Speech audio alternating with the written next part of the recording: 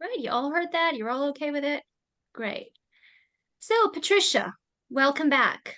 This is going to be an amazing chat, as usual, with an incredible person, a brilliant researcher, a wonderful writer, a favorite for thousands around the world. So, it's a great honor having you with us again today, Patricia. And for those of you who don't know yet, but Patricia will be giving a course on writing fiction from research. So using your research in order to write fiction next month. So it'll run all through March. It's on Mondays, right, Patricia? It's every Mondays, Monday yes. in March. Yes. So if you're interested, I will be popping the link here in the chat box and you can just enroll. We are almost full. So if you want to have a seat in it, then please go ahead and do so as soon as possible.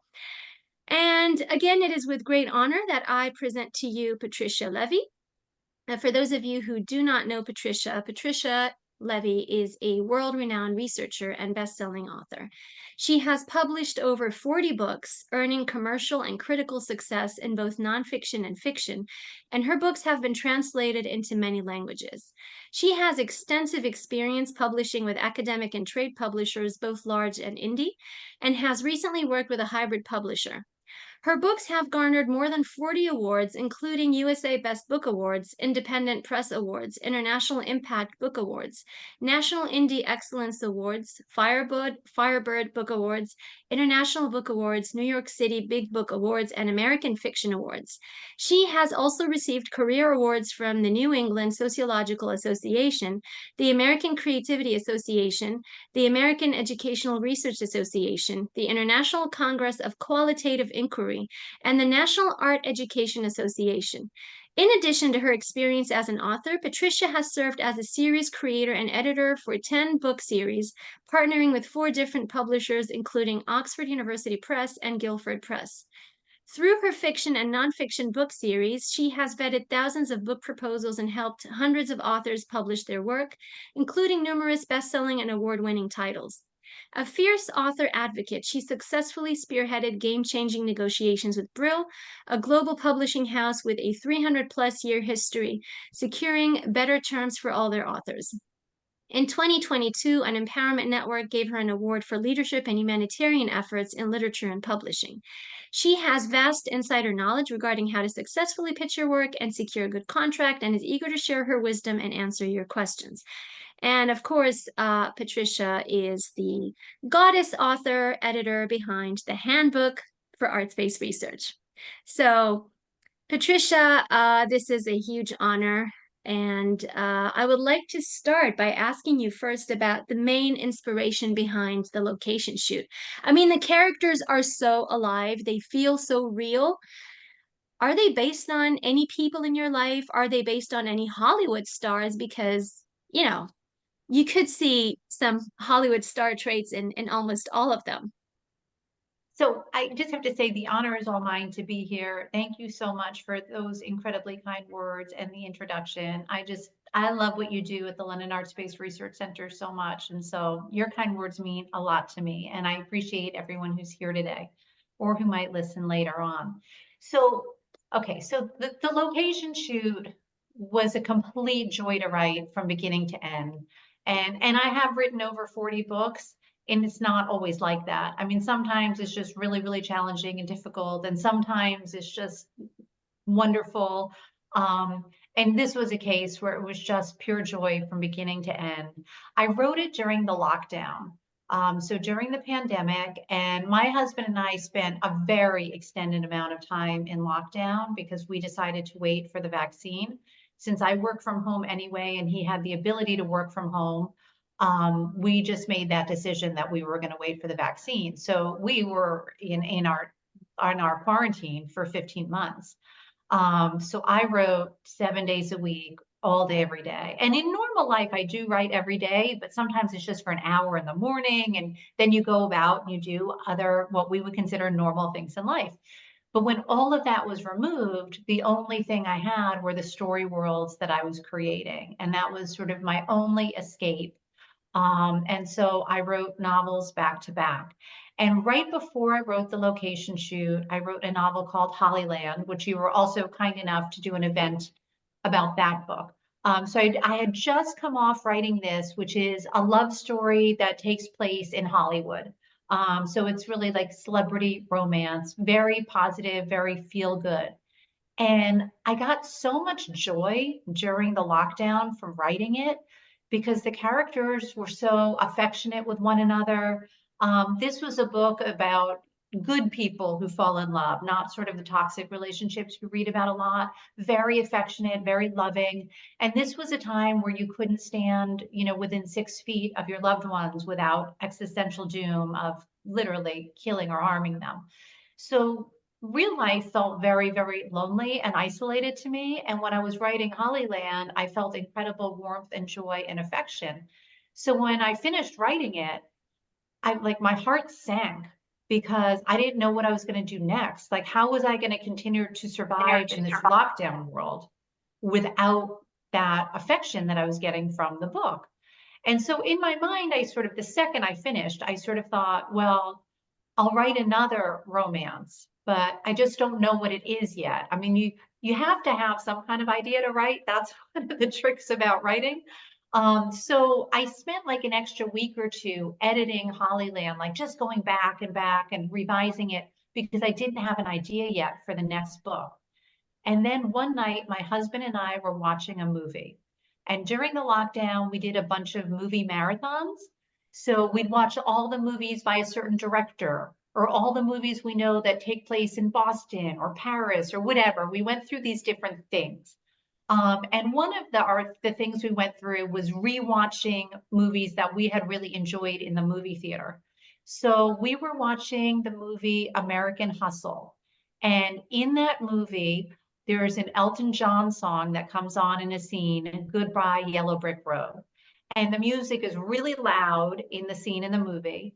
And as this song comes on, I see a scene in my mind's eye of a group of actors or creatives sitting around a table at an inn, and this beautiful woman walks into the room. She's friends with the film director, and they put this song on and they dance to this song. And it really was just like that. The scene came into my mind, and I didn't know what it meant. I didn't know where it belonged. I didn't know what the bigger story was, but I didn't watch the rest of the movie my husband and I were watching. I mean, I sat there on the couch, but I never saw any of it because in my mind, I was just replaying the scene over and over again. And the next morning, I wrote that scene, really not knowing what it was, but just to sort of transcribe this image I had. And as soon as I wrote the scene and read it, I knew what the next book was, which became The Location Shoot. And I knew that it was a book about a controversial filmmaker who casts this unexpected group to make a film. And they are all going to live together for 3 months over the summer in seclusion while they're making the film. And the film is going to be about the meaning of life, and there will be a love story. One of the actors will fall in love with this beautiful woman, who the beautiful woman turned out to be a philosopher that the filmmaker is friends with. She's very bohemian and free spirited. She flits from place to place. They're friends. So he invited her, come stay at this inn in Sweden for the summer while we make a film. So she does. And that is truly how the book came to be. And I became so immersed in it. I don't remember how long it took me to write, but less than 2 months. I wrote all day, every Wow. day, the first draft. So it could have been 5 weeks, it could have been 7 weeks. I didn't keep track. But I just got up every day and raced to my office and wrote this book. But that's how I got the idea. I sort of knew I wanted to write a love story. And in retrospect, I didn't analyze it at the time. I was just so happy I had an idea so that I could start writing something new. But in retrospect, I realized that because we were living in the pandemic, at a time when many, many people were dying or becoming gravely ill. And it seemed terrifying and, it was affecting the world economy and just people's lives in massive ways. And it was unclear what was going to happen. I think because of that, I was thinking about the meaning of life. Mhm. And so subconsciously, I decided to write a book that has a story within a story where this group is making a film about the meaning of life. Um, and I decided that everyone who's on that film set should be at a crossroads in their own life. So, for those of you who haven't read the book yet, this isn't giving much away, but in the opening chapter, you see each of the actors, you see everybody who's going to be on set in their own life, and they're each at a personal crisis, all different. So, it doesn't matter what they are. You can see those for yourself, but they're all at a personal crossroads. And then they leave their normal life to go live in this secluded place in Sweden, in the country, for 3 months and form a family and friendships with the people they're making this film with. And while they're making this film about the meaning of life and they're forming these bonds with one another, they all sort of figure out how to address the crossroads in their own life. And so most of the book takes place over the 3 months that they're making the film, and forming their relationships. And then they all leave. They all leave Sweden and they reconvene 7 months later at the Cannes Film Festival for the premiere. And at that point, you learn how they each address the crossroads and how the experience of living together and making a piece of art about the meaning of life, how profoundly it affected each of them. It's amazing how, the main focus also, I mean, there's a lot of focuses, but the main one, the meaning of life, and how you say art imitates life or life imitates art, so they both mirror each other. And then at some point, Albie says that the meaning of life, the real meaning of life, is human connection. And this is how all characters evolve. So they're all very dynamic characters. They change at some point. They follow their dreams because they kind of become braver in order to do so. Because if they're not brave enough, then they cannot have their dreams come true. And I really loved how you tackled this just through the interaction of characters with one another. And Patricia, I must say, we learn so much from your work. Of course, as an arts-based researcher, there's so much research that goes into it without feeling like you're reading a textbook, without, this didactic tone of, okay, so this is life, this is philosophy, this is literature, but you're all over the place, especially the way you knit science and literature together. I just love that. It's in almost everything that you write. And over here, there's a lot of science that goes into psychology and, of course, sexuality. There's a lot about sex in the novel itself and the psychosexual interaction among the characters. There's so much about trauma, there's so much about loss, there's so much about following your dreams, finding your partner, and there's also a breaking of stereotypes as well. So Ella is a beautiful philosopher. Usually it's not, I mean, stereotype, especially for females, is usually not that. It's either you're pretty and stupid or you're smart, but you don't fall into that category that Ella or Gabriella falls into. So how did that come about? I mean, is it something that you wanted to highlight or did it emerge on its own? Thank you for everything you just said. I mean, you are like an author's dream reader because you see everything that I write that I think, oh, probably no one will ever pick up on this, but I'm proud of the fact it's there. So, okay, so I'll give you something sort of broader and then I'll narrow it down to your question. So the broader thing is I've thought about over my career, over the more than 20 years I've been writing books, sort of what do I want my contribution to be? And so I think about it with every book. Like I obviously think about what's the story I'm telling in this book? What am I putting out in this book? But I also think about the bigger body of work and what are the messages? What am I contributing to the world? And so I decided from the very beginning, of writing novels, and I have, I don't know how many, probably 15 or so published with more coming. But I thought from the very beginning that I really wanted to do two things. I want to contribute to a philosophy of love, an understanding of love. And I mean that very broadly. So it's not just romantic love, it's all different kinds of love. It's passion for what you do, love of art, love of country, love of family. There's all different, it's self-love. A lot of my early novels are about, some of them are about very toxic relationships, and because people have to learn to love themselves. But I always wanted to sort of contribute to this sort of bigger picture of a philosophy of love. And so every book plays a role in that. And with each book, I try to contribute to that in a different way. So, sort of different dimensions of what is love. And then the second thing I've wanted to do with my entire body of work, fiction and nonfiction alike, is to create a philosophy of the arts. And so, from everything from nonfiction books, some of you might be familiar with, like Method Meets Art or the Handbook of Arts-Based Research, to all of my novels, there is a narrative about the arts as a way of knowing. And so, in each of my novels, I try to get at a different dimension of that. So, you mentioned art and science, and I try to get in that at that in several of my novels. That's been a part of it. Art imitating life and life imitating art, and what that means, what the arts bring to our lives, how you can explore something through the arts to understand it differently, which is part of why these people are all creating a work of art about the meaning of life as they are figuring out the meaning of life for themselves. So I try to do this in all of my novels. And so that's like the big picture. Like if somebody was gonna like write two sentences about me someday, like what I tried to do, that is what I would wish that they would write, for better or worse, and whether I failed or succeed, that's what I'm attempting to do in my work.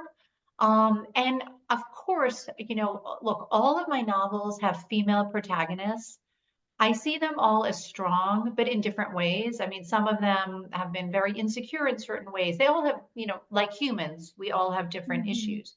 But I absolutely try to break stereotypes.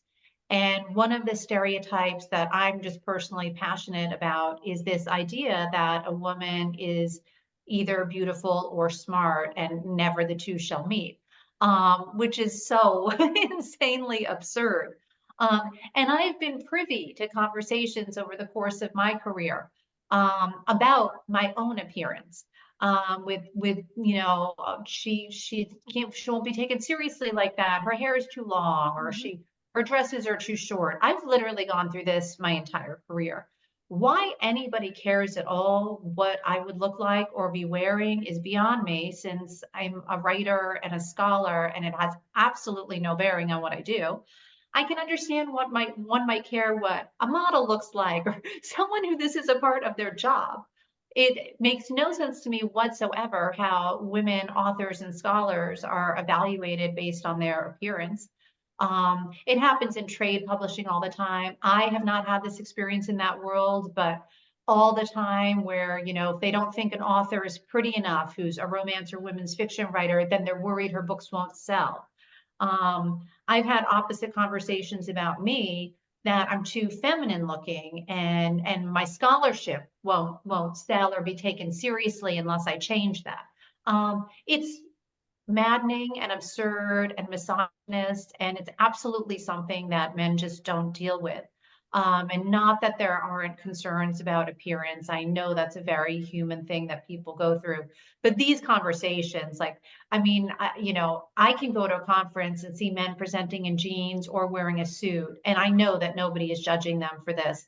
The way that if I wear a short skirt, I literally have to read comments on social media about my skirt.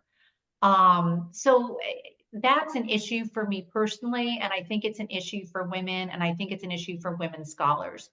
And so with this character, I decided to make Ella's in her early 30s, for those of you who haven't read the book, and I decided to make her extraordinarily beautiful, like somebody walking down the street and you would stop and look at her, extraordinarily beautiful and extraordinarily brilliant and successful in her field, in a field that has historically been dominated by men. So it was a cognizant, intentional choice.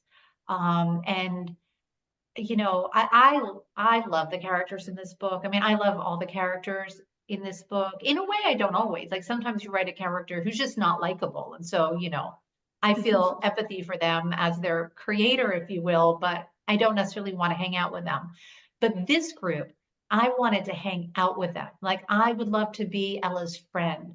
I think she's hysterical and smart and amazing, and I see why Finn, this movie star who could arguably have any woman he wants, I see why he's immediately enchanted by her. And yes, she's very beautiful, and he notices that right away. But the first conversation the two of them have is about her work. And I did that intentionally. It's that he's immediately impressed by how smart she is, how interesting she is, how creative she is. So things that actually we control about ourselves and define us and are important parts of our identity. So that was really important to me in this book. And so I'm like just like tickled that you noticed it, because sometimes, you so often write things and you think, gee, I'm really proud of this. People might not even notice it, whether or not they even like it. I don't even take my mind there, but just will they even notice it? So I did do that. And I will say I made her a philosopher because they're making a film about the meaning of life, and how wonderful would it be to have a philosopher? Like, what might those conversations be? And if she's younger and sort of bohemian and free spirited, you can imagine those would be fun conversations. And for those of you who haven't read the book yet, her area of specialization is in human sexuality. And so she writes very, very provocative philosophical books about sexuality, which of course leads to the possibility for like wonderful banter among the group and having conversations about her work. And this is a diverse group. I mean, this is a group of, they're all actors, but they're different. They have very different personalities, and they're at different stages of their life. They're different ages. One of the actresses is in her 20s, one is in his 70s. He's at the end of his career. The filmmaker has a very sort of dystopian view of the world. He's very controversial. You asked earlier if any of the characters are based on real people. None of them Yes. are. They're actually, in some of my books, I have like been inspired by people in real life. In this Mhm. book, every single one of them came just solely from my imagination, which I think partly was a product of my isolation during the pandemic when I wrote it, that I tapped into a different level of creativity, literally because I had nothing else going on. But that being said, if I was going to liken the filmmaker to anyone, to me, he's like a Lars von Trier type of filmmaker who makes these very cinematic works that aren't always sort of a clear narrative per se, but they're very cinematic. And he himself is a controversial person. And and his films, many of his films have been very controversial. Many of them have had very graphic, including violent sexuality in them, things that you just don't always see. So, the filmmaker Jean Mercier is definitely not based on him. I didn't even like look his bio up or do those kinds of things, but in my mind, he's that type of filmmaker. Mhm. And so I thought that would be fun too. What if you have this dystopian, controversial, button pushing filmmaker living in isolation with these like pampered, really Hollywood stars, and this bohemian, button pushing philosopher? That would be a fun mix. And for me, it was. And so, I wrote the book. I wrote a book about people I wanted to spend time with during the lockdown. I mean, really, I Mhm. see that now, that they are in their own lockdown in a way, like they are in a remote location. They are, filming this, living together. They have no other company except for one another. And I realized that in my mind, this was like what I wanted. I wanted to be with a group of creatives talking about big questions, making art, feeling love and friendship. And so that's how the book came to be. That's wonderful because, yes, I mean, it does feel like for the readers as well, it feels like, yeah, that's a group of people I'd like to hang out with. I mean, they're fun to be with. There's so much going on, and it's such a wonderful group. And going back to Ella's character, was she, I mean, I see a huge contrast between her and Willow in a way that Willow lacks the self-confidence that Ella has. Um, Again, because she was made to believe that because of her looks, she was given specific roles to act in. She was made to believe that she couldn't actually become a method actor. Is that what it's called? Method actor? Yes. Yeah. So it's like she's been put down a few times, and she changes towards the end because of Ella and because of the rest of the group and everyone else. So does Willow represent Anything specific? You're such a wonderful reader. I just adore you beyond words. So, for those of you who haven't read the book, one of the actors in the film, her name is Willow Barnes. She's in her 20s. She's the youngest in the group. And this is the first acting job she's taken in years. She had become very famous when she was a tween and a teen star. She had become very famous, and she basically went on a negative personal course. She was arrested for drinking and driving multiple times. She had highly publicized relationships in Hollywood that didn't work out. And she was sort of slammed by the media. And at the time that this film is cast, nobody can understand, like, why on earth would this incredible cinematic filmmaker cast this basically like fallen teen star who hasn't done anything in a few years? And she's still very popular. She has a huge following on social media, but she hasn't worked in years. And you see in her opening scene that her manager is, in my estimation, pretty sleazy. And he's trying to convince her after the film to take a bunch of jobs she doesn't want, from posing nude on a magazine cover to being like the girl in a music video, for lack of a better word. Things that she doesn't want to do that are very sexualized, that have a very specific view of women's sexuality. And she is blonde and very beautiful and young. And she says she doesn't want to do that. She wants to get back to being a real artist. She wants to do things where she's taken seriously. And her manager basically says, like, we don't even know how you landed this film. You need to capitalize on your looks. We're not going to be able to do that for much longer. You're getting older. And you get a sense very early on, this is someone who is very insecure, who has taken a beating in the press, and she doesn't have the right people around her. She doesn't have good people around her. And then she goes to this set where she is treated with respect by some of the greatest actors in the world. So Albie Hughes, who plays her father in the film, he's in his 70s and he is an Oscar-winning actor. He's British, he's a veteran of stage and screen, and he's the kind of person that every actor would dream to work up with once. And he takes her seriously, and all the people there take her seriously. And Ella, the philosopher, who really pushes each person, she's a very thoughtful person, and she sort of sees how everyone's struggling, and so she pushes each one to sort of see themselves in a different light and to make different choices. And she does that with Willow. Um, and she tries to show Willow that she is in charge of her own life and her own destiny, and that she is talented, and that she is there for a reason. She is, because Willow feels so insecure. Why was she cast in this? She's never done anything like it. She can't handle it. And Ella convinces her, you are here for a reason. You deserve it like everybody else does. And you have something to offer. And then we find out, pretty early on, that Willow's gone through a lot of loss. So her mother and her grandmother died before she was successful. And so she didn't have good family support once she became famous.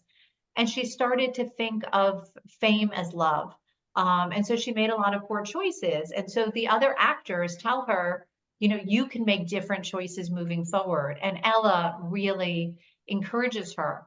And Willow sees how the other men respond to Ella. They all read one of her book manuscripts, her philosophy books that she's working on while she's staying with them over the summer. And they have conversations about how smart and brilliant she is and how impressed they are. And that really makes an impression on Willow. And she even says to Ella at one point, like, Finn, this movie star, he thinks you're brilliant. It must be really nice to have a guy see you that way, because she has never felt like she's been seen that way. And so witnessing this and forming these bonds really changes her trajectory. And you see by the end of the film, the book, she's in a very different place. I mean, all of the characters are, and she's one that I was sort of happiest for in a lot of ways, because I think a lot of girls, and women, and I say this as a mother of a 20-something daughter, a lot of girls and women fall into this trap of feeling like they need to look a certain way, they need to act a certain way, that they can't be too smart. I mean, I can't tell you how many students I've had over the years say that, with female students, that they didn't want to answer too many questions in class or raise their hands too many times because, of how it looks when a woman raises their hand too many times. Like, you would never hear a male student say that. It just would never happen. And so I think that girls and young women often face sort of tremendous pressure constantly of how they're perceived. And so I really wanted to show that with Willow, and to show the dynamic between Ella and Willow. And really, just like, I'm a big believer, if you have good support around you, your life is better. You will be better if you have better people around you. So, I mean, I take my friendships in my own life very seriously. My colleagues I collaborate with very seriously, because I really feel they make my life better. And I didn't always pick the greatest friends when I was young. I mean, I had got a couple of great ones, and they're lifers and will always be friends, but some of them not so much. And so now I really look for quality people in my life, because I think it really changes your trajectory. And I think, for me, that's what we see with Willow's character. Right. I mean, that's wonderful. Willow is one of the most brilliant characters, by the way. I mean, the way she talks, the way her tears fall easily, the way she asks questions like, "Oh, did you really think this was good?" So yeah, it shows a lot of there's so many expressions of a lack of self-confidence, and yeah, she might represent a group of girls her age, especially when her manager tells her that she's getting old. She's only 20 something. So yeah. I also wanted to ask, Patricia, the idea of love at first sight. I love how you bring it. I love how you combine, love and science and the ineffability of life. There's a lot of that, and I feel that most of the energy in this combination, in this synthesis, falls into that moment of love at first sight. There's always a connection beyond physical appearances, although both Finn and Gabriella are gorgeous, but there's also something, there's this thing that unfolds throughout the story. So they fall in love, and then the love kind of unfolds. They have time for the details, as you put it in the novel. So we'll figure out the details later, but right now we know we're deeply in love, and that's it. So I, what's your take on love at first sight? Looks like you believe in it. I And mean, we've seen it in Hollyland, we've seen it in the location shoot. yeah, I mean, I believe that people can find love in all different ways. So I don't think there's one way that it happens for people, but I do absolutely believe in, like, immediate love, instant love. I don't know if it's necessarily at first sight. I think attraction at first sight, but then Hmm. as soon as someone starts talking to you, yeah, I do. So, I mean, from my own life experience, so my daughter's father, who passed away many years ago from lung cancer, we met in a Starbucks. Oh, Patricia, we lost you. I don't know if you could hear us. It's frozen, but I can hear you. Can you hear now? Okay, yeah, now you're You're back. good. Yes. Okay. Yeah. So my daughter's biological father, who passed away many years ago from lung cancer, but he and I met one day sitting in a Starbucks. Oh, it says your internet connection is unstable. I don't know. So let's just hope we're okay. We'll see how it You're goes. okay. Yeah, it's fine now. Um, and he asked me about the book I was reading, and we ended up spending that whole day together through going out to dinner that night. And that was on a Sunday. And I think I basically moved into his apartment that Wednesday. I mean, we were completely in love for a very, very long time. And we did not have a perfect relationship. So I don't want to romanticize how things unfold in real life, but really, really in love. And my current husband, who I have been with now for, I think, about 15 years, we met doing online dating, and we went out on a Sunday. I guess Sunday's my lucky day. I don't know. We went out for brunch on a Sunday. And that was 15 years ago. I do not believe there has been one single day we have not spoken to each other since that first date. Um, and my daughter and I moved in with him about 2.5 months after I met him. And I can tell you, I took that very seriously. And any parent will know you take that very seriously when you're disrupting your child's life. So if I didn't think it was forever, I would not have done that. Right. And finally, my parents, who are the biggest opposites you will ever meet in your life, from the way they look to everything about their personality. I mean, you would never put these two humans together.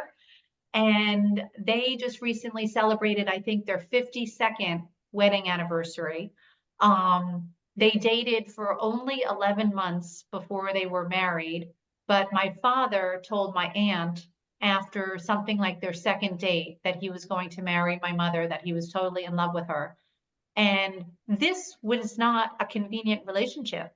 They were of different religious backgrounds, which was actually very important to my father and to his family. So this was going to be a big deal. My mother was divorced with two children, my two sisters. So this was not like easy breezy. It was definitely not what my father's family had pictured for him. Oh, and my mother was older than my father, too. So it was like, this was a list of things that my grandmother was like, oh my God, this is not what I expected for my son. But he knew within 1 or 2 dates. And they were married in less than a year. And he has said to this day that he would have married her sooner if not for the fact that she had two children. And he knew that was for life, that he would be their parent for life. And he took that very seriously. And so, but they're now married for something like 52 years. So yes, and you'd never put them together. To this day, if you saw them talking, you'd be like, how did you two end up together? But they're two people that will put on music in the living room and they will dance after dinner. And they're in their 80s, and my mother has health issues, so the dancing is not very boisterous anymore, but it's still dancing every day. And every single day when my mother gets up, my father gets up earlier than she does. Every single day when she comes out, whatever he's doing, he gets up and walks over to her to give her a good morning kiss for 52 years. Oh, So I absolutely do believe that real and deep love can happen very quickly, and that if you feel that special connection with somebody, which is inexplicable, then the details will work themselves out. And so there's actually a scene. Do you want me to read a little excerpt? please do. Yes, of course. Mhm. So, okay, so this is I marked a few scenes in case we ended up wanting to do this. And now you basically brought one of them up. Okay, so this is one of my favorite scenes in the entire book. Albie is the actor who is in his 70s. And he's, at the end of his career. And he tells the group how he met his wife, Margaret, who is the love of his life. And he's really telling them this story because he's trying to teach them something about love, because they're young and they're making mistakes, as we often do. And so it's his birthday. They're celebrating his birthday, and Ella has had the inn prepare a blueberry pie for his birthday because she knows this story. So she knows blueberry pie is his favorite. And this is how the scene goes. It's very dark in my father's office. Hopefully I can read this. They all started eating, and Albie began. I met her at a party in London thrown by some aristocrat, completely pretentious. I was the lead in a play on the West End, and the director invited me. You know how that blue-blooded set loves to have a celebrity in their midst, something to gab about when they're at their holiday homes. Everyone laughed. Albie took a bite of his tart and continued. I brought a girl with me, some actress, can't even remember her name. We were all dressed in absurdly formal attire, could hardly tell the guests from the waitstaff, eating catered crustless watercress sandwiches or some such rubbish. All of a sudden, in walks a stunningly beautiful woman wearing a simple sky blue frock and holding a pie. It's hard to overestimate how extraordinarily out of place she looked. I was immediately transfixed. She had the biggest, most beautiful eyes, and her hair fell in waves.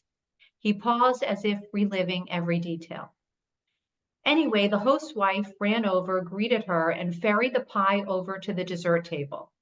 I couldn't take my eyes off this woman, the way she moved, her smile, the way her eyes sparkled when she laughed.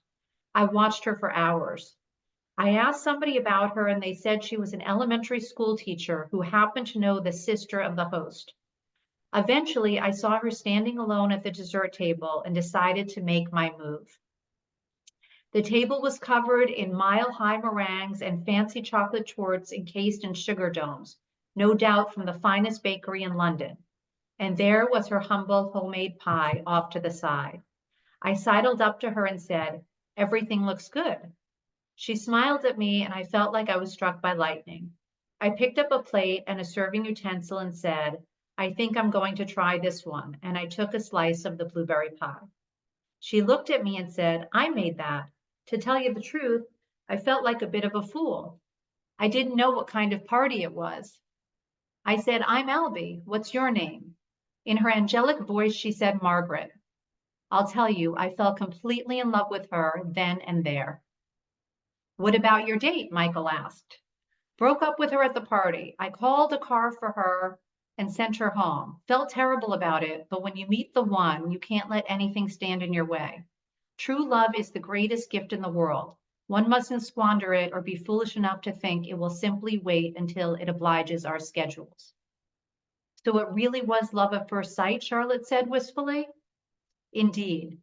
Anyone who tells you that love at first sight isn't real, well, those unlucky bastards have never experienced it.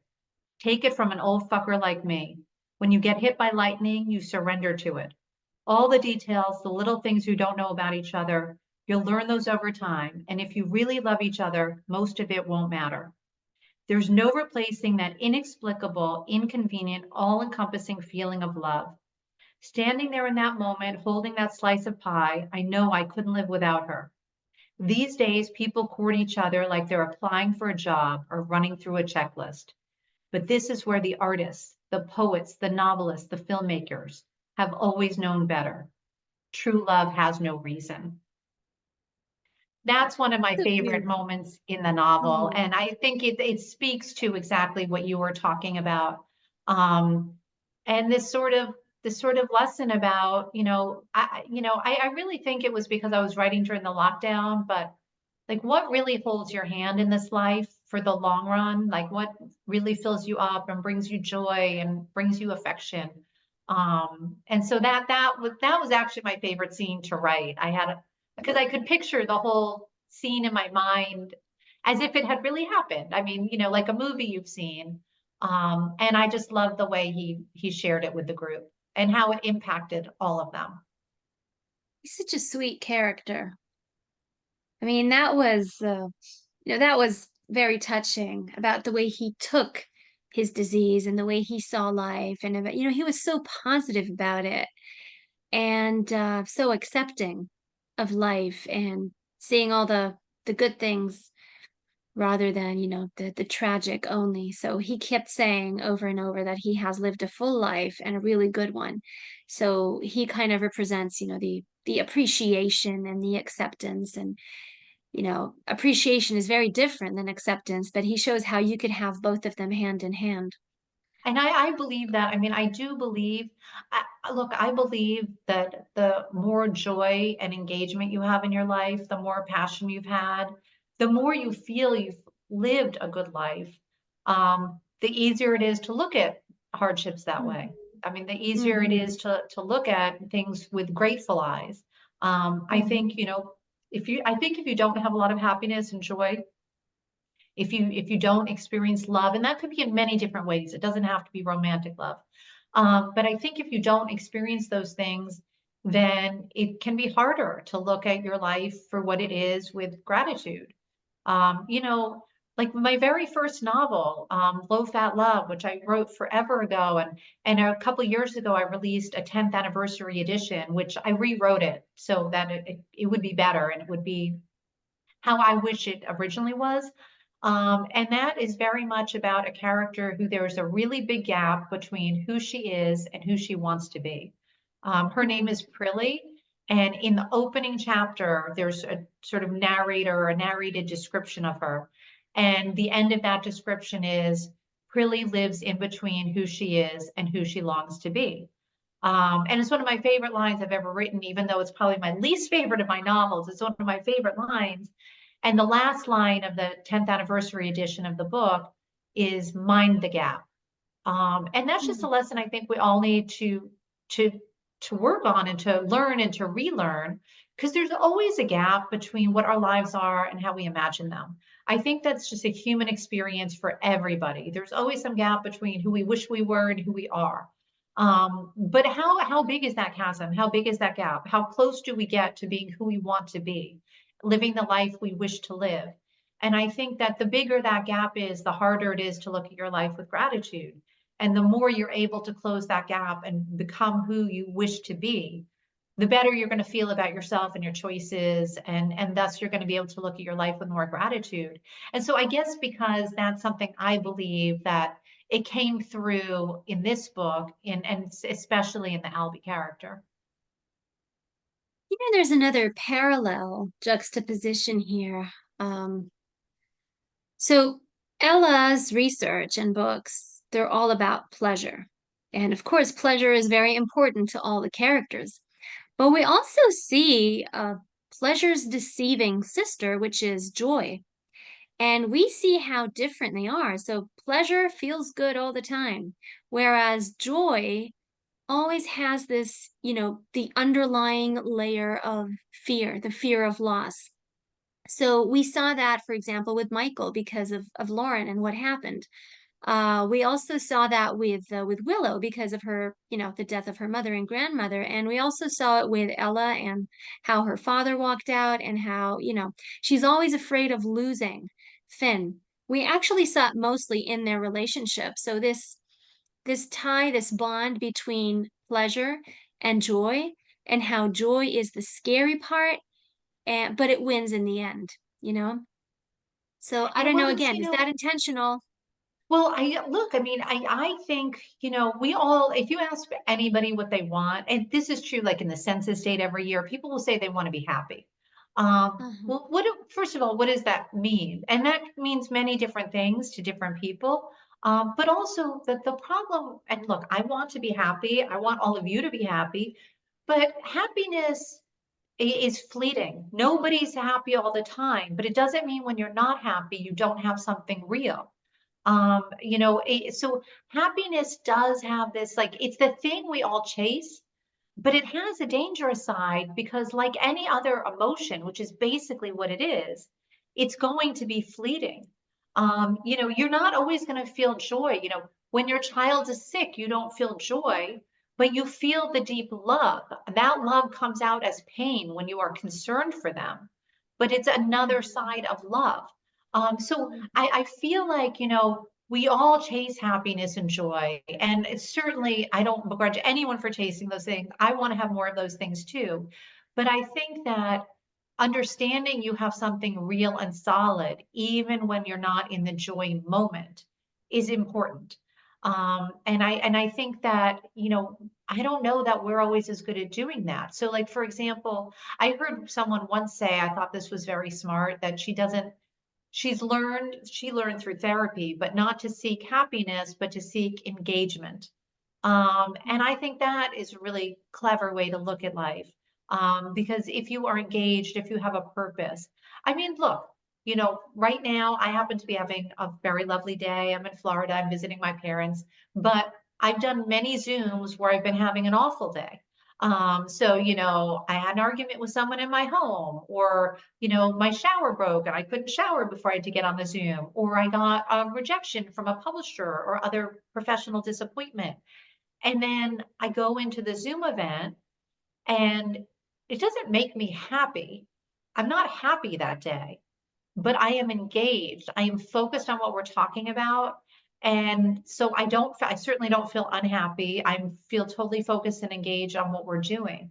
And so I think that, I do like my books to be joyful, and I think we all want to experience more joy. But I think it's also important to realize that, to not be afraid, because joy will end, happiness will end, those things will come in waves. You will have more of it, it won't end forever. But those things, they're fleeting. But engagement isn't. And so in the Ella and Finn relationship, I think, I look at her as somebody who in some ways is basically just afraid of planting roots.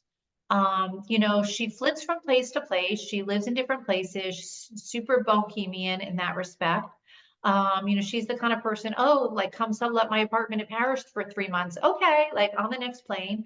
She doesn't own a lot of possessions because she likes to move around a lot. But you learn that she's had multiple disappointments in her life, especially from men in her life. Being abandoned by her father is the biggest and most obvious one. And so I think she just has this fear. Like Finn, the movie star she falls in love with, he's had this extraordinary life where, like, he has a great family, he's had a wildly successful career. I'm sure, like everybody else, he's had struggles, all humans do, but basically, he's had an awesome life. And so it's easy for him to just latch on to joy and to feel like I'm just going to feel this way. It's a lot harder for her because she knows that joy is fleeting, and I think she's worried about what's not there when the immediate joy isn't there. Does everything go away? He doesn't even think that way because he knows that things can last. You don't have to be ecstatically happy every minute for things to last. I don't think she knows that. And so one of the things I love their love story. It's probably my favorite love story I've ever written. And I do continue on with these characters in other books, which I'm happy to give you a little teaser about that. But that's how much I love their love story. But one of the things I love about their love story is how just unabashedly he just loves her. And he's not afraid of it. There's no commitment issues. There's no BS. There's no games. It's just like, I love you. I always will. Things may not be perfect, and when they're not, we'll figure it out. But she's terrified. There is just a deep part of her that feels like, but what happens when this bubble of this fantasy of falling in love, when that wears off, like what happens? And she's just so afraid of planting roots. And so I love that about these characters. And I will tell you that after the location shoot, there are two more books that follow these characters, which they are written. They've been written for a Yay. long time. The next one is coming out in September. And you see the growth of these characters over a long period of time. So the next book, which comes out in September, is called After the Red Carpet. And Hmm. this book ends with them all on the red carpet at the You Cannes Film can. Festival. Hmm. And so that is after the red carpet, and it shows it answers Ella's question, what happens after the initial? And it Hmm. follows them for 5 years, and it answers that question. Hmm. And all the other characters make appearances in the book, but it's really Finn and Ella's story of what happens after the glitz and after the red carpet. And then the final book, which I'm not telling you the title yet because it's too soon. I'm not allowed to until there's a cover because sometimes things change. But the final book takes place 31 years after this book.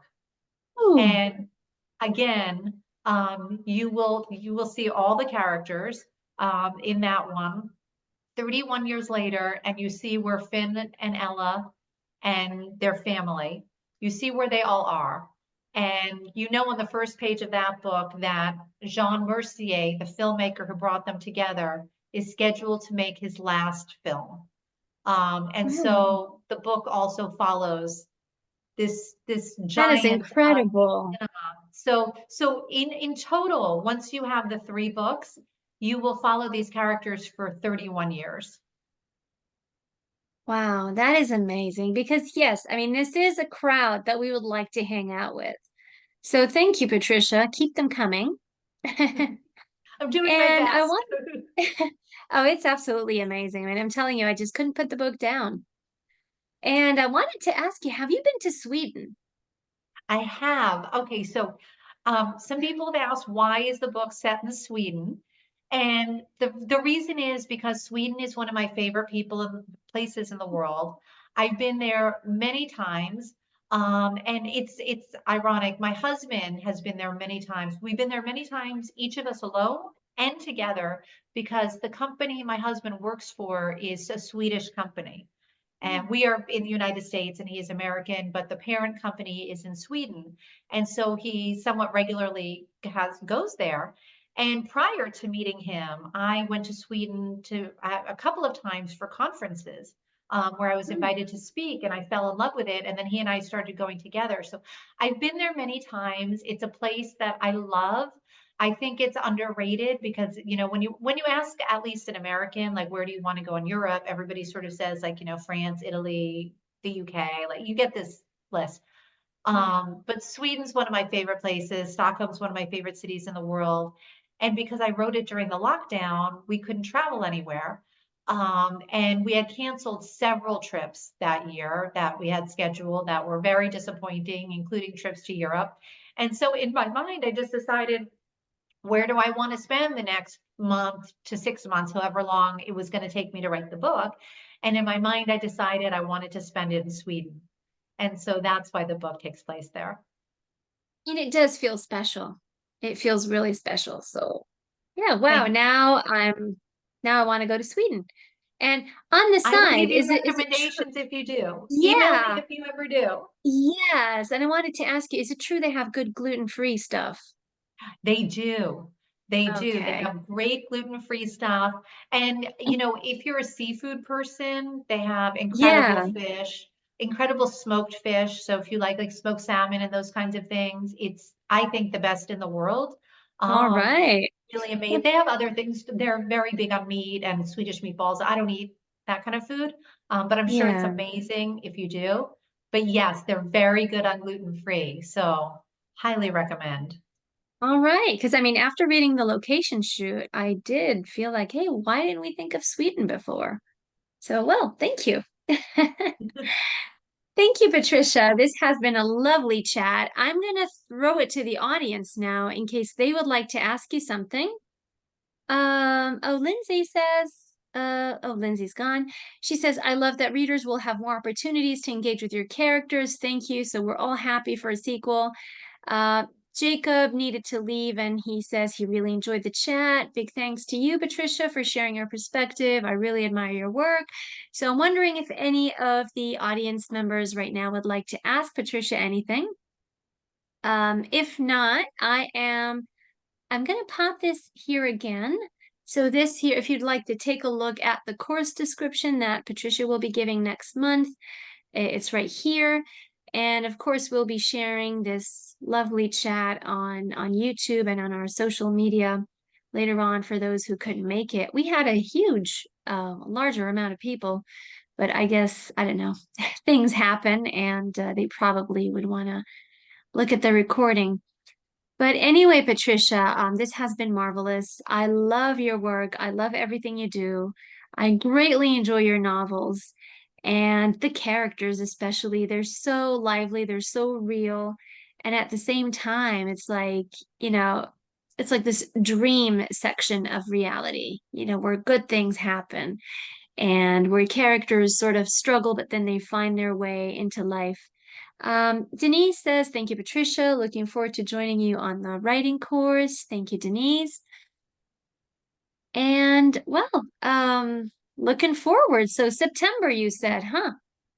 September 3rd, after the red carpet, I'll let you know when it's coming out. But your Right. your comments and questions filled me with greater joy than you will know, because if you choose to read the next two books, you will see Of that things course. that you picked up on were things that I wanted to explore Yeah. further. So All so I'm excited right. for that.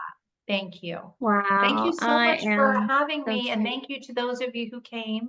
Anyone who read the book, I really hope you enjoyed it. And if you haven't read it yet, I really hope we haven't spoiled it. I don't think we have. So No, no, no, no, hopefully, no, no. hopefully There's you'll so get to pick much it up. more. There's so much more. We just gave out a little bit of, a few teasers here and there, but yes, read the book. It's amazing. And thank you, Thank you. Patricia. Enjoy the rest of your break.